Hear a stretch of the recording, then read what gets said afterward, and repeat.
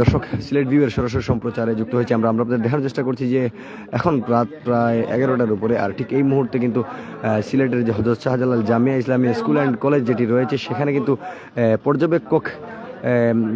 পর্যবেক্ষকের এরকমটাই হয়েছে আর কি। একটি সেন্টারের পর্যবেক্ষক পরিচয়ে 3 যুবক প্রবেশ করেছিলেন, তাদেরকে স্থানীয় জনতা যারা রয়েছে তারা আটক করেছেন, আটক করে পুলিশে সোপর্দ করেছেন। আমরা যা জানতে পেরেছি এখন আসা পর্যন্ত কিছুক্ষণ পূর্বে কিন্তু সিলেট মহানগরের যে সাধারণ সম্পাদক যিনি ছিলেন এমদাদ হোসেন চৌধুরী, তিনি এসেছিলেন এবং তিনি এখানে এসে এই উপস্থিত যে জনসমাগম ছিল তাদেরকে কন্ট্রোল করেছেন এবং তিনি চেষ্টা করেছিলেন যে এখানের যে প্রিজাইডিং অফিসার যিনি রয়েছেন তার সাথে কথা বলার জন্য তিনি পারেননি। পরবর্তীতে তিনি এখান থেকে চলে গেছেন। আমরা দেখার চেষ্টা করছি যে আসলে এই সময়টাতেও কিন্তু বেশ উত্তপ্ত পরিস্থিতির সৃষ্টি হয়েছিল। বর্তমানে পুলিশ পরিস্থিতি নিয়ন্ত্রণ